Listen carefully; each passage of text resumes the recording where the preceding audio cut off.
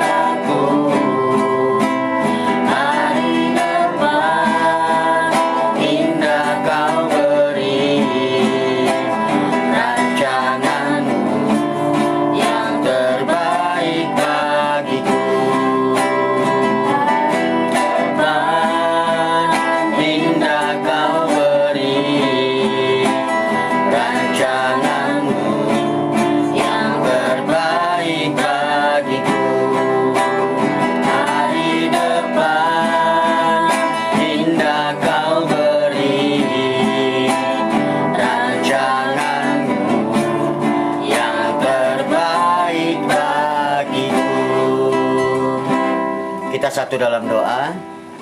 Terima kasih atas setiap rancangan-Mu dalam kehidupan kami.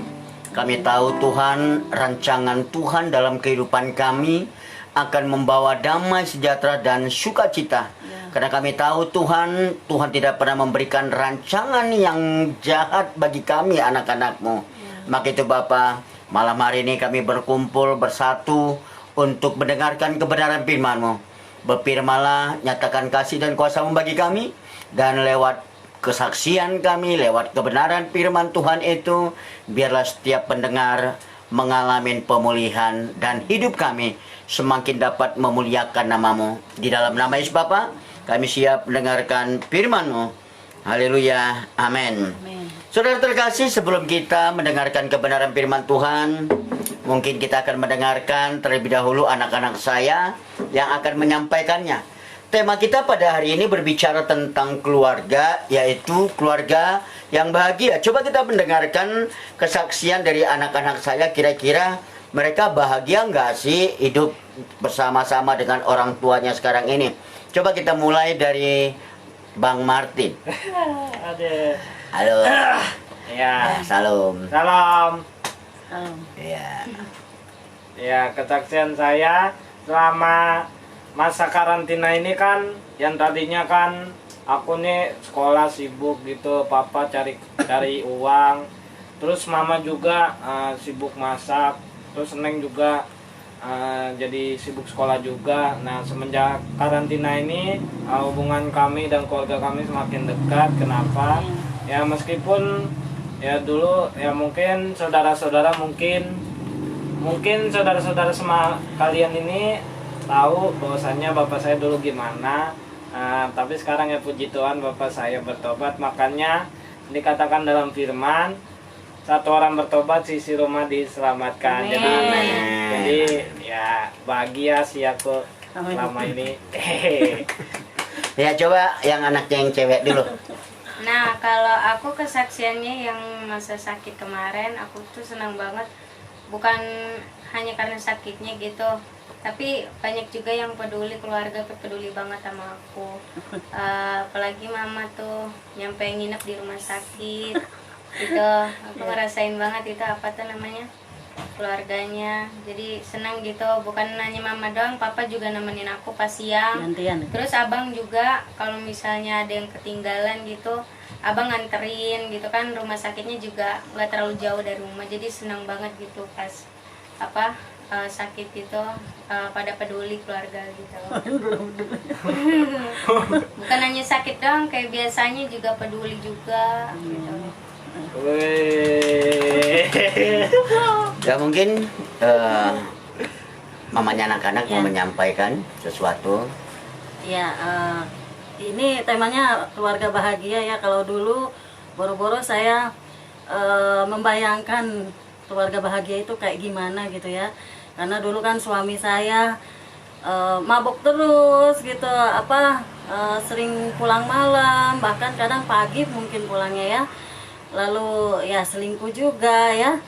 Jadi tidak pernah membayangkan bahagia seperti saat ini gitu loh. Ya dulu hampir aja pajangan samurai yang ada di rumah pun berbicara gitu ya. Jadi saya makan hati terus kalau dulu ya, mau makan hati terus ya nggak ada membayangkan untuk bahagia deh pokoknya. Kayaknya hancur gitu loh ya. Ya tapi puji Tuhan, setelah suami bertobat saya sangat merasakan bahagia gitu loh ya. Keluarga bahagia itu seperti apa gitu ya. Kalau dulu nggak tahu deh, entah kayak gimana. Kalau suami saya tidak mengenal Tuhan Yesus, entah kayak gimana rumah tangga saya sekarang ini, mungkin berantakan kali ya. Ya puji Tuhan sih ya, semuanya dipulihkan. Saya, anak-anak juga dipulihkan karena ada seorang imam yang bertobat, ada seorang kepala rumah tangga yang benar-benar sungguh-sungguh mengenal Tuhan. Jadi apapun yang dia lakukan itu semua untuk Tuhan. Dan saya sangat bersyukur sama Tuhan Yesus, ya memulihkan semuanya gitu ya. Keluarga dipulihkan, anak-anak juga dipulihkan, saya juga dipulihkan. Sangat bersyukur banget, dan Tuhan Yesus sangat baik deh ya pada keluarga saya. Dan juga ya saya percaya keluarga-keluarga yang ada di gereja dimanapun, kalau bertemu dengan Tuhan Yesus pasti akan dipulihkan keluarganya. Ya itu saja sih kesaksian saya. Terima kasih, Tuhan Yesus memberkati. Puji Tuhan, haleluya. Saudara terkasih, mungkin saudara bingung ya, atau ingin mengetahui kira-kira konsep atau definisi daripada keluarga bahagia itu seperti apa sih? Jadi kalau menurut saya, keluarga bahagia itu adalah keluarga yang dapat dirasakan bersama-sama. Saya dapat merasa senang, istri saya dapat merasa senang, anak-anak saya juga dapat merasakan kesenangan dan kebahagiaan. Jadi kami sama-sama mendapatkan kesenangan dan kebahagiaan. Makanya kami betah di rumah. Kenapa? Satu sama lain saling peduli, satu sama lain saling memperhatiin, satu sama lain saling menghibur dan saling mengisi kekurangan kami masing-masing. Itulah yang disebut dengan keluarga bahagia. Sesuai dengan tema kita pada hari ini, coba kita langsung saja ke Alkitab kita yang kita lihat di dalam 2 Samuel 23 ayat yang kelima. Mari kita buka Alkitab kita, 2 Samuel 23 ayat yang kelima. Sama-sama kita baca 1, 2, 3. Bukankah seperti itu keluargaku di hadapan Allah? Sebab ia menegakkan bagiku suatu perjanjian kekal, teratur dalam segala-galanya dan terjamin. Sebab segala sesuatuku dan segala kesukaanku bukankah Dia yang menumbuhkannya. Amin. Amin. Saudara terkasih, di dalam nama Tuhan Yesus, kalau kita lihat dari bacaan kita di dalam 2 Samuel 23 ayat 5, ada rancangan Tuhan bagi setiap orang percaya, ada rancangan Tuhan bagi keluarga, bagi anak-anaknya. Dikatakan, bukankah seperti itu keluargaku di hadapan Allah, sebab Ia menegakkan bagiku suatu perjanjian yang kekal. Amin. Nah, saudara terkasih, di dalam nama Tuhan Yesus, Yesus merancangkan pernikahan. Yesus merancangkan keluarga itu di dalam kekekalan. Maka dari itu Tuhan berkata, aku benci dengan perceraian. Saudara terkasih, di dalam nama Yesus, kita buka di dalam Matius 19 ayat ke-6, dikatakannya begini. Demikianlah mereka bukan dua lagi, demikianlah mereka bukan lagi dua, melainkan satu. Karena itu apa yang telah dipersatukan Allah tidak dapat diceraikan manusia.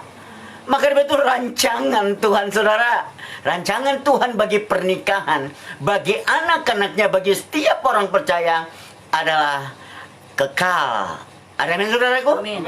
Nah, saudara terkasih, dalam nama Tuhan Yesus. Tetapi kita lihat sendiri, ada begitu banyaknya keluarga-keluarga Kristen yang hancur. Ada begitu banyak keluarga-keluarga orang percaya hancur.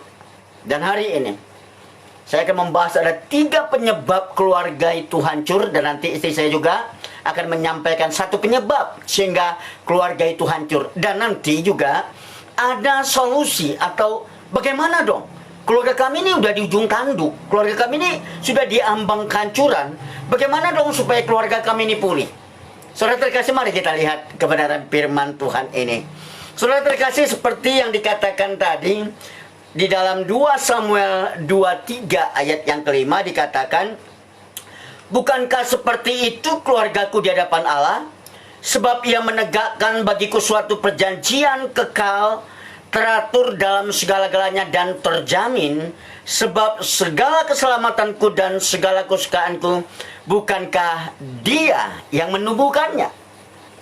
Saudara terkasih, dalam nama Tuhan Yesus, salah satu penyebab keluarga hancur sesuai dengan ayat 2 Samuel 23 ayat 5 ini.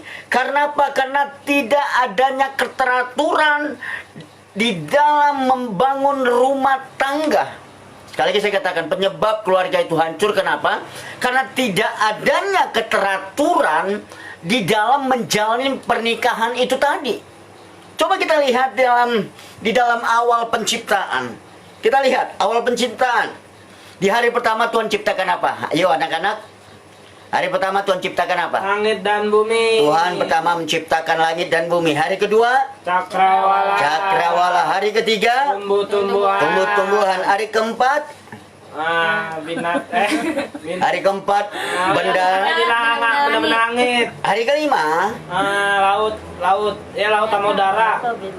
Binatang di laut sama di udara. iya. Hari keenam. Manusia. Oh, iya. Nah, saudara terkasih, coba kita lihat tadi sistematisnya. Hari pertama Tuhan menciptakan langit dan bumi. Hari kedua cakrawala. Hari ketiga tumbuh-tumbuhan. Hari keempat benda di langit. Hari kelima binatang dan isi yang ada di laut dan di darat. Dan yang keenam, hari keenam adalah Tuhan menciptakan manusia.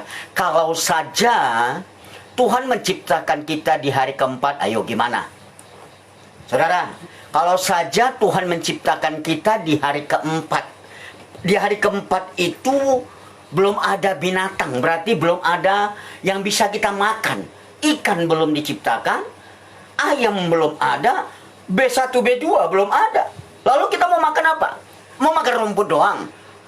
Saudara, Tuhan sudah menciptakan kita dengan sistematis yang luar biasa. Setelah diciptakannya segala sesuatunya, maka diciptakannya manusia itu, sehingga manusia diciptakan itu tidak kelaparan. Kenapa? Tuhan ciptakan kita serupa dan segambar seperti Allah. Tujuannya apa? Supaya kita bisa berkuasa atas ciptaan itu. Amin. Tetapi satu kesalahan yang membuat manusia itu hancur. Salah satu penyebab keluarga pernikahan itu hancur. Coba kita lihat. Di dalam Kejadian 1 ayat 27 dikatakannya begini. Maka Allah menciptakan manusia itu menurut gambarnya. Saudara terkasih, dikatakan maka Allah menciptakan manusia itu menurut gambarnya, menurut gambar Allah diciptakannya dia, laki-laki dan perempuan diciptakannya mereka. Saudara terkasih, Allah begitu baiknya menciptakan kita serupa dan segambar seperti Allah. Saudara terkasih, lalu dikatakan dia 28-nya Allah memberkati mereka. Lalu Allah berfirman kepada mereka, beranak cuculah dan bertambah banyaklah. Saudara terkasih, jelas sekali sistematis yang sudah Allah lakukan di dalam penciptaan yang menjadi contoh bagi kita. Tadi yang pertama, masalah menciptakan langit dan bumi. Diciptakan hari pertama, hari kedua, hari ketiga, dan manusia diciptakan hari ke-6. Lalu dikatakan manusia diciptakan serupa dan segambar seperti Allah. Lalu setelah diciptakan baru dikatakan diberkati dulu, baru beranak cucu. Tetapi banyak kita sebagai orang percaya, banyak kita sebagai anak-anak Allah yang melanggar keteraturan ini. Saudara terkasih, inilah salah satu penyebab keluarga itu hancur dan berantakan. Kenapa kita mendirikan di rumah? Kita mendirikan rumah pernikahan kita itu di atas dasar pasir. Di atas dasar pasir artinya apa? Di atas ketidakbenaran. Karena kebenarannya adalah diberkati dulu baru beranak cucu. Amin saudaraku. Tapi banyak pernikahan yang dilandaskan dengan perbuatan daging, dengan perbuatan hawa nafsu. Mereka melakukan hubungan seks dahulu sebelum pemberkatan nikah. Akhirnya apa? Rumah pernikahan itu rubuh karena di dalam pernikahan pasti ada hujan, ada banjir, ada badai. Tetapi rumah yang didirikan di atas batu, di atas kebenaran, yaitu di atas landaskan Kristus, di atas kekudusan, maka rumah itu ada hujan, ada badai, ada banjir sekalipun, rumah itu tetap kokoh berdiri. Amin. Amin. Amin. Maka dari itu saudara terkasih, saudara, begitu banyak rumah tangga yang hancur, yang diakibatkan karena meletakkan dasarnya di atas pasir, di atas kedagingan, di atas nafsu, di atas ketidakteraturan seperti yang sudah Allah tetapkan. Maka saudara terkasih, malam hari ini, jikalau ada di antara kita yang hidup di dalam ketidakteraturan itu, hidup mau-maunya kita saja, padahal Tuhan menciptakan kita, Dia mati bagi kita supaya kita tidak hidup lagi untuk diri kita sendiri, tetapi kita hidup untuk Dia yang telah mati bagi kita. Setuju saudaraku? Amin. Itu firman Tuhan katakan.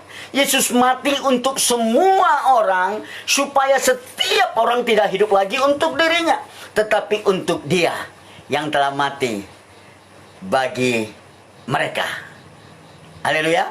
Amin. Nah, saudara terkasih dalam nama Tuhan Yesus, saudara, jikalau kita pernah melakukan kesalahan itu, mari kita datang kepada Tuhan. Tuhan gak minta kita, kamu melakukan dosa, kamu push up sekarang. Tuhan tidak katakan itu. Yang Tuhan katakan, siapa menyembunyikan pelanggaran tidak beruntung, tetapi siapa yang mengakui dan meninggalkannya akan disayang. Hari ini kita datang kepada Tuhan memohon pengampunan dosa atas pelanggaran yang sudah kita lakukan. Tuhan ampuni kami. Kami hidup tidak menurut keteraturan yang sudah Tuhan tetapkan bagi kami. Kami melanggar peraturan yang sudah Allah tetapkan. Kami melakukan hubungan seks dahulu sebelum kami diberkati dalam nikah. Ampuni kami Tuhan, saudara. Firman Tuhan katakan begini, jika kita mengaku dosa kita, Ia setia dan adil, Ia akan mengampuni dosa dan pelanggaran kita. Bahkan Dia menyucikan kita dari setiap dosa dan pelanggaran kita. Sebesar apapun, sebanyak apapun dosa dan pelanggaran kita, datang kepada Tuhan, Dia akan menyucikan setiap dosa dan pelanggaran kita. Ada amin saudaraku? Amin. Nah, saudara terkasih dalam nama Tuhan Yesus, yang kedua, apa penyebabnya sehingga keluarga itu hancur? Untuk yang kedua ini kita akan mendengarkan dulu istriku yang tercantik. Hei. Ini istri yang tercantik. Berarti ada yang terjelek dong. Enggak, istrinya satu-satunya ini loh. Kita akan mendengarkan poin yang kedua dari Ibu Yuyun. Ya, poin yang kedua yaitu penyebab keluarga tidak bahagia yaitu mempunyai sifat kekanak-kanakan. Apa aja sih sifat kekanak-kanakan itu? Yang pertama egois. Egois itu mementingkan diri sendiri. Nah, di Yakobus 3 ayat 16, sebab di mana ada iri hati dan mementingkan diri sendiri, di situ ada kekacauan dan segala macam perbuatan jahat. Amin. Amin. Jadi kalau kita mementingkan diri sendiri pasti akan ada kekacauan dan macam-macam perbuatan jahat. Lalu yang kedua sifat kekanak-kanakan itu apa sih? Yang kedua yaitu apatis atau acuh tak acuh. Jadi kurang peduli ya. Jadi sebagai suami istri nggak peduli dengan urusan keluarga gitu ya? Kurang peduli lah ya. Iya. Ya, jadi kurang peduli ya, sesama anggota keluarga itu kurang peduli, kurang kayak kurang mengasihi gitu ya. Lalu yang ketiga kurang berpendirian. Kurang berpendirian itu kayak mengambil keputusan itu agak ragu-ragu gitu ya. Pelin-pelan gitu ya. Seperti ya saya masih ada sih ya pelin-pelannya atau kurang berpendiriannya ya. Jadi saya harus bertobat dari itu. Dan ini merupakan tamparan juga buat saya supaya saya semakin belajar lagi untuk terus menjadi seorang istri yang berkenan di hadapan Tuhan. Lalu yang keempat yaitu sering menghamburkan uang ya. Untuk sesuatu yang tidak penting, jadi menghamburkan uang yang nggak penting dibelanjakan gitu, diituin gitu ya. Ada juga di Ibrani 13 ayat 5. Kita baca saja ya, Ibrani 13 ayat 5.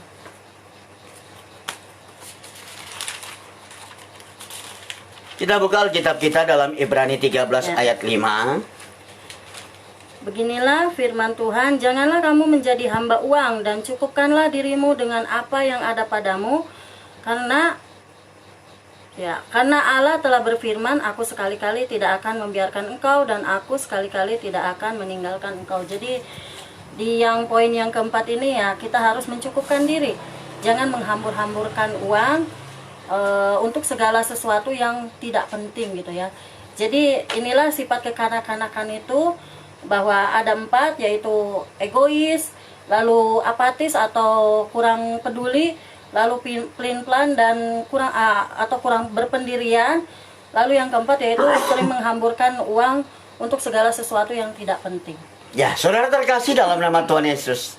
Di dalam poin kedua tadi kita sudah mendengarkan istri saya menyampaikan bahwasanya saudara terkasih, penyebab kedua sehingga rumah tangga berantakan kenapa? Karena ada sifat kekanak-kanakan. Usianya sih udah tua, ya. Tetapi yang perlu kita ketahui, kedewasaan seseorang itu tidak diukur dari umurnya. Tetapi kedewasaan seseorang itu diukur dari bagaimana dia bisa menerima tanggung jawab seperti yang sudah Tuhan tetapkan dalam kehidupannya. Ada amin? Amin. Sebagai suami, kita harus bertanggung jawab sebagai imam di keluarga. Sebagai istri, dia harus bertanggung jawab sebagai penolong yang sepadan bagi suaminya, bagi keluarganya. Tadi siang jam 12 tadi kita sudah khotbahkan itu bersama istri. Jikalau ada waktu silakan mendengarkan khotbah yang tadi siang tentang satu tema keluarga juga. Keluarga yang dilandaskan dengan kasih. Nah, saudara terkasih dalam nama Tuhan Yesus. Jadi kalau kita masih memiliki sifat kekanak-kanakan padahal usia kita udah tua, maka keluarga kita itu bisa hancur dan berantakan. Orang yang memiliki sifat kekanak-kanakan tuh gampang ngambek. Apa dikit ngambek. Coba bayangkan kalau nikah sama anak-anak begitu, gimana mau bahagia? Gampang ngambek. Apalagi sifat kanak-kanak, gampang marah, nggak ada angin, nggak ada badai, marah mulu. Dikasih duit salah, nggak dikasih duit salah, semua salah. Kenapa sifat anak-anak? Dan lagi apalagi sifat anak-anak tidak pernah bersyukur. Saudaraku terkasih dalam nama Tuhan Yesus, saudara percaya nggak kalau jodoh di tangan Tuhan? Amin, amin. Tuh, Martin aja belum nikah bilang amin tuh. Saudara percaya nggak kalau jodoh itu di tangan Tuhan? Nah, Tuhan sudah merancangkan satu jodoh dengan sungguh indah. Ya, mungkin saudara, aku mah ini bukan jodohku. Udah punya anak 3 baru bilang, ini bukan jodohku, buktinya aku nggak bahagia. Introspeksi diri. Bahagia tuh bisa kita alamin waktu kita bertobat. Ada amin? Nah, saudara terkasih dalam nama Tuhan Yesus, saudara, hari ini mari kita tanggalkan sifat kekanak-kanakan kita. Yang suka ngambek, yang suka marah. Ada nggak kira-kira pendengar yang suka ngambek? Halo? Ada nggak? Dulu saya suka banget ngambek. Kalau udah ngambek, saya keluar aja ke rumah. Saya keluar ke rumah, saya pergi beli minuman, duduk pulang. Malam saya pulang, tidur. Udah nggak mau tahu lagi dengan apa kejadian. Seringkali saya dulu merasakan seperti itu. Tapi puji Tuhan, hidup saya diubahkan oleh Kristus. Ada amin? Amin. Nah, saudara terkasih dalam nama Tuhan Yesus, hari ini udah ada 2 poin yang membuat rumah tangga hancur yang harus kita tinggalkan. Kedua poin itu, 1 poin lagi. Yang kedua poin itu harus kita tinggalkan. Yang pertama tadi adalah hidup tidak teratur. Hidup mau-maunya gue aja, itu maksudnya. Kalau kita hidup mau-maunya saja, habis hidup kita. Seharusnya hidup kita menurut daripada kehendak Tuhan. Amin. Amin. Amin. Dan yang kedua, kenapa sifat kekanak-kanakan, masih memiliki sifat kekanak-kanakan, padahal sudah punya cucu, padahal umurnya udah tua, tapi sifatnya masih kekanak-kanakan. Gimana mau bahagia anak-anak yang nikah? Nggak mungkin. Benar nggak? Bisa nggak bahagia anak-anak nikah? Ya kagak mungkin lah.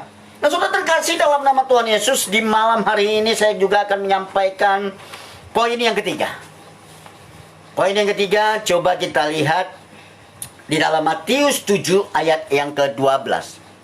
Kita lihat Matius 7 ayat ke-12. Kita lihat.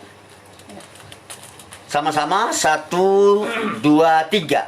Segala sesuatu yang kamu kendaki supaya orang perbuat kepadamu, perbuatlah demikian juga kepada mereka.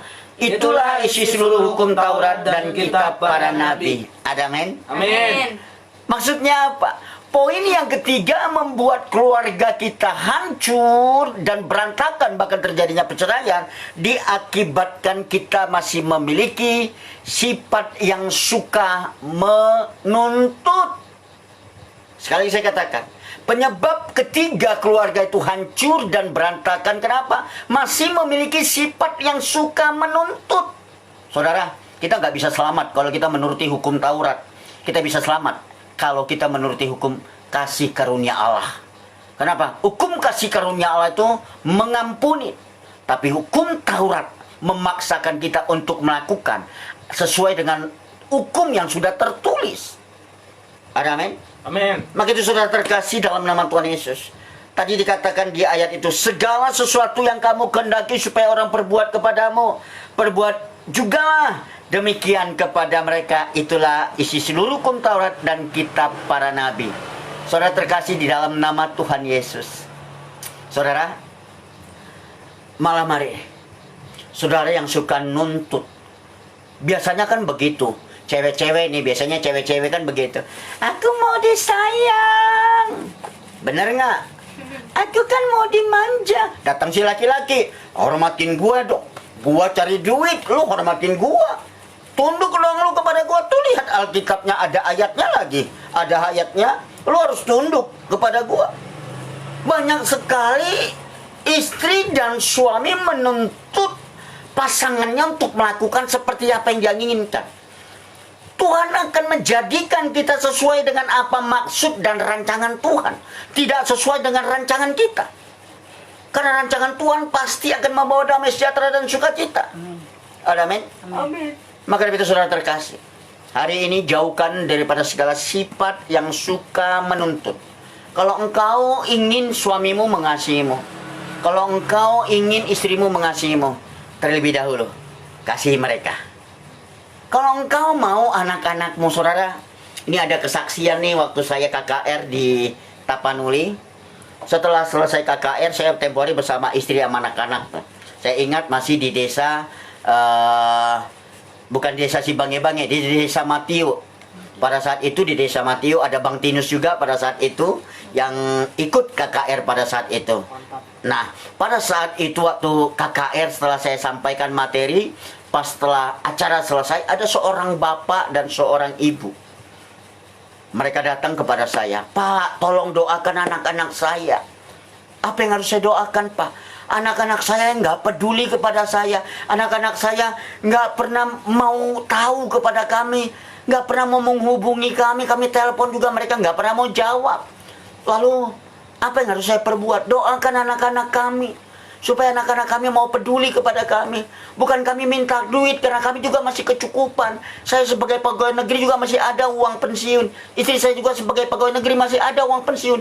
Tapi anak-anak kami sibuk dengan dunianya, Pak. Lalu saya pada saat Bapak itu bicara, saya berdoa. Ingin tahu apa sebenarnya yang terjadi dalam permasalahan ini.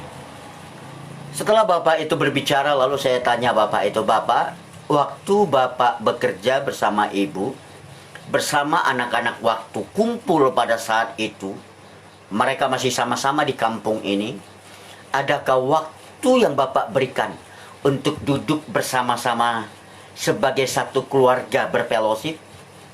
Ataukah Bapak sibuk dengan pekerjaan Bapak, Ibu sibuk dengan pekerjaan Ibu, sehingga tidak punya waktu fellowship keluarga?" Waktu kita sebagai orang tua tidak memberikan kasih yang sebenarnya kepada anak-anak kita, waktu kita tidak mengajarkan hal-hal yang baik kepada anak-anak kita, jangan harapkan suatu saat nanti mereka bisa memberikan kasih yang sebenarnya kepada kita. Karena apa yang kita tabur, itu yang kita tuai. Maka dari itu, sebagai keluarga, kepala rumah tangga, saya sebagai suami, istri saya anjurkan selalu, mari kita memberikan kasih kepada anak-anak kita. Supaya apa? Di saat kita tua nanti, mereka juga bisa memberi kasih kepada kita. Apa yang kita tabur kepada anak-anak kita, itu yang akan kita tuai nanti kepada mereka.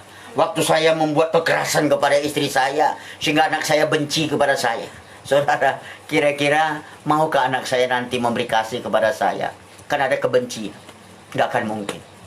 Maka dari itu, saudara terkasih, tabur kasih kepada istrimu, tabur kasih kepada suamimu, tabur kasih itu kepada anak-anakmu, maka kasih yang sama akan kau tuai di masa tuamu nanti. Amin.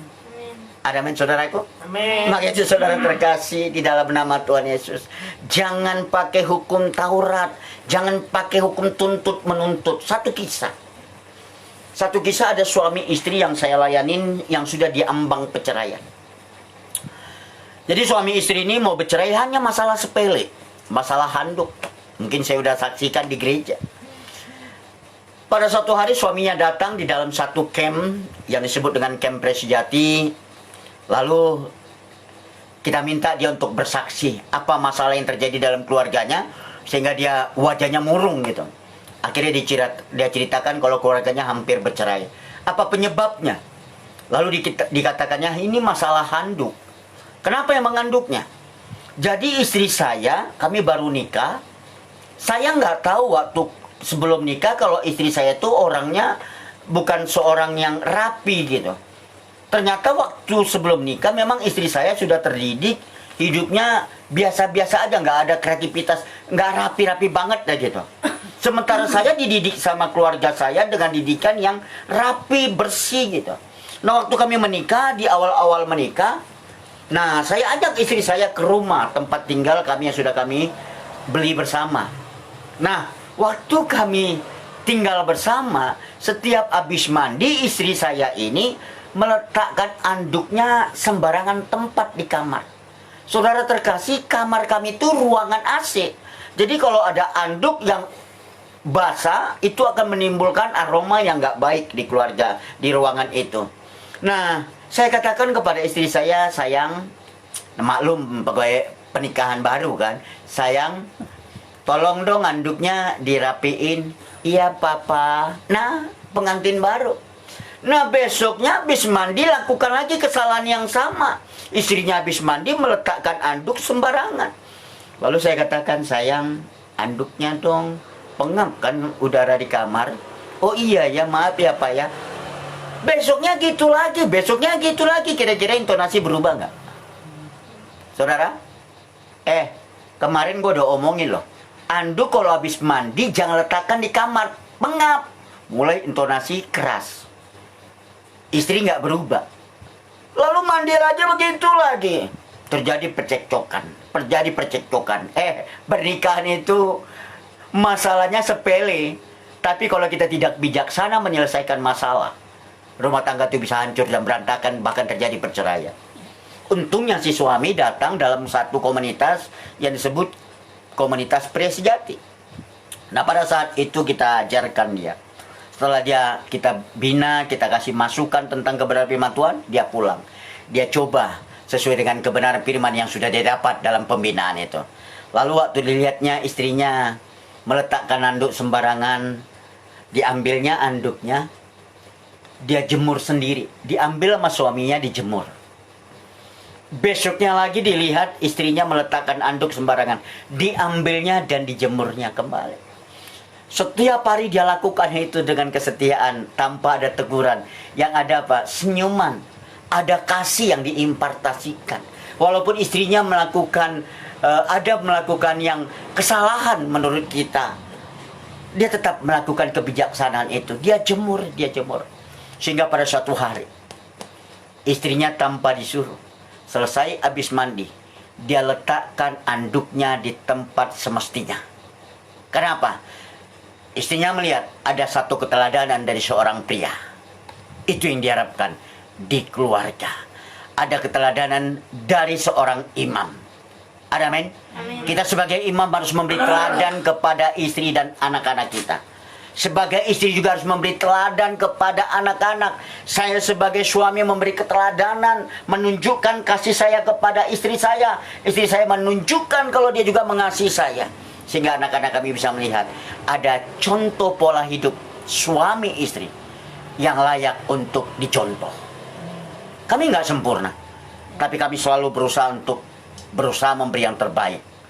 Karena memang hanya Yesus kita yang sempurna. Amin. Ada amin, saudara terkasih? Amin. Maka dari itu saudara terkasih, kalau ada rumah tangga kita yang sudah diambang kehancuran, lalu apa dong yang harus kita lakukan? Sama kami juga pernah mengalami keluarga yang diambang kehancuran. Rumah tangga kami dingin, pernikahan kami dingin.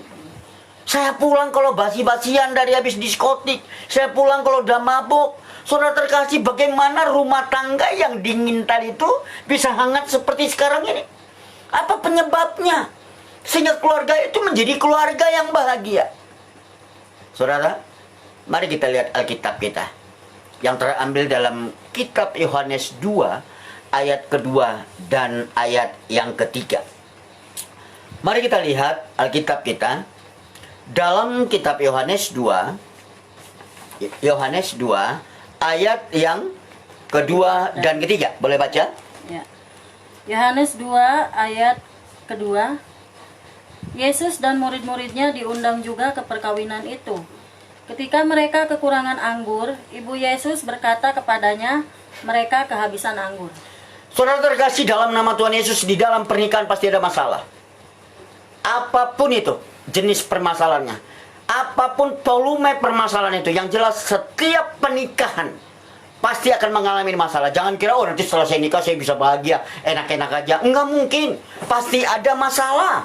Saudara, simpel aja. Kita punya istri yang tadinya istri kita nggak tahu kalau kita ngorok. Saudara, nah waktu kita nikah, tiba-tiba setelah kita nikah tidur bareng.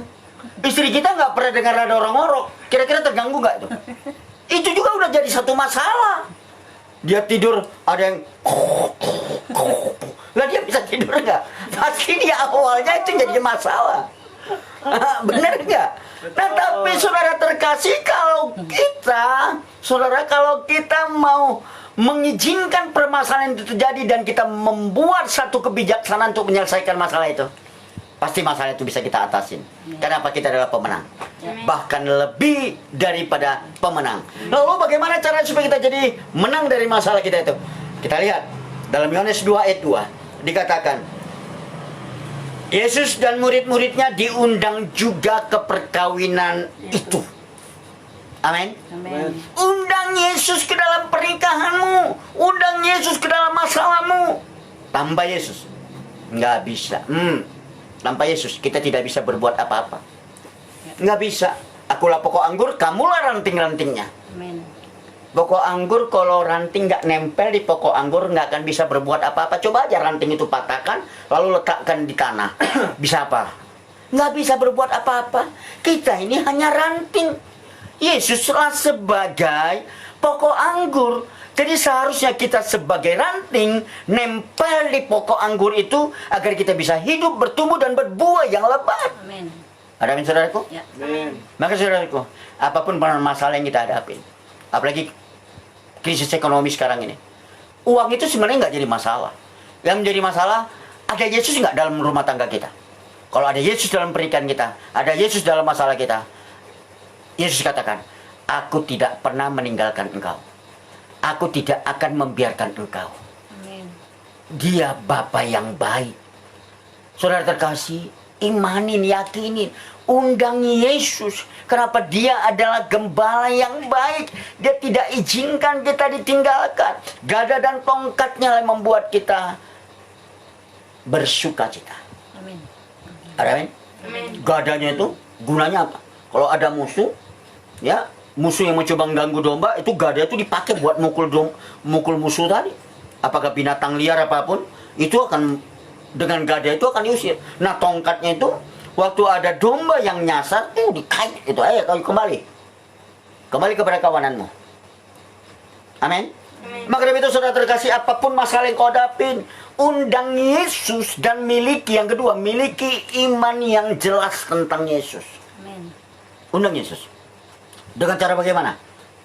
Kalau kami di rumah biasanya pagi kami mengadakan mesbah doa. Sebelum anak-anak berangkat sekolah, kami mengadakan mesbah doa. Ada juga orang yang membuat mesbah doa di malam hari setelah pulang kerja. Ada juga terserah waktunya. Tapi ada satu komitmen dan kita bergerak, kita melakukan komitmen yang sudah kita rancangkan. Ada amin saudaraku? Ya. Maka dari itu, saudara terkasih, sebesar apapun masalahmu, sebesar apapun penderitaanmu, sebesar apapun masalah yang kau hadapin, ingat, Yesus kita lebih besar daripada masalah apapun yang kita hadapi. Lihat Amin. Yesusnya, jangan lihat kepada masalah itu.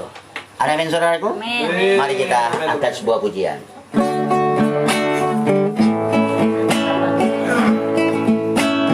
Kasih dari surga memenuhi tempat ini. Kasih dari Bapa surgawi.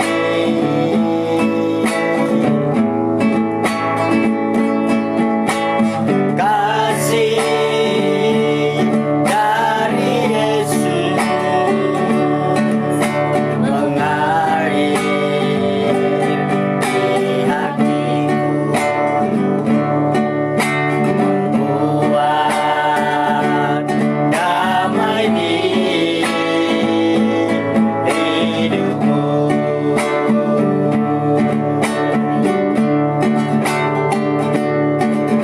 Mengalir kasih dari tempat tinggi,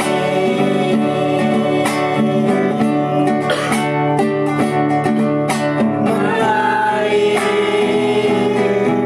kasih dari kata Bapa,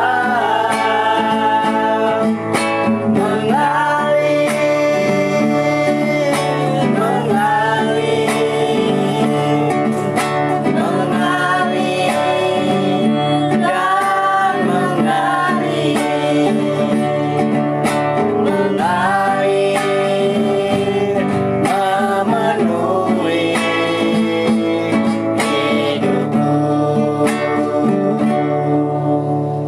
Mari kita satu dalam doa. Kami bersyukur Tuhan atas kebenaran firman-Mu yang sudah kami sampaikan. Begitu juga dengan kesaksian yang sudah kami dengar Tuhan.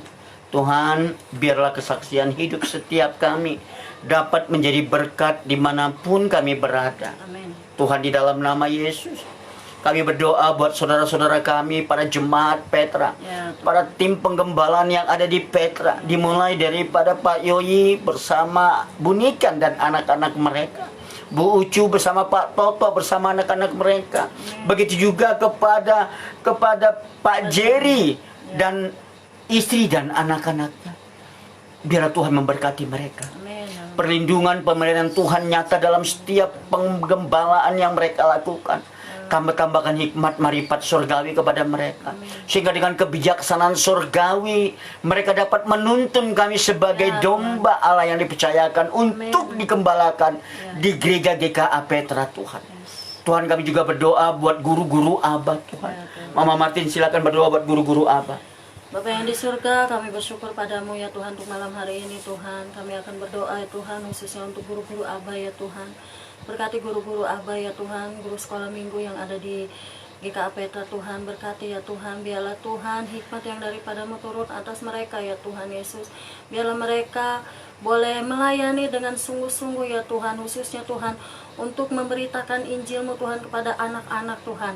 Biarlah hikmat yang daripadamu, ide kreativitas yang besar ya Tuhan Engkau berikan kepada guru-guru Aba Tuhan, sehingga apa yang mereka katakan itu boleh menjadi berkat juga buat anak-anak Aba ya Tuhan Yesus. Dan anak-anak itu semakin bertumbuh, semakin mengenal, semakin semangat untuk menyembah Engkau ya Tuhan Yesus. Berkati guru-guru Aba Tuhan, di dalam pekerjaannya ya Tuhan, di dalam setiap pergumulan mereka ya Tuhan. Dan biarlah Tuhan Engkau bukakan jalan ya Tuhan Yesus.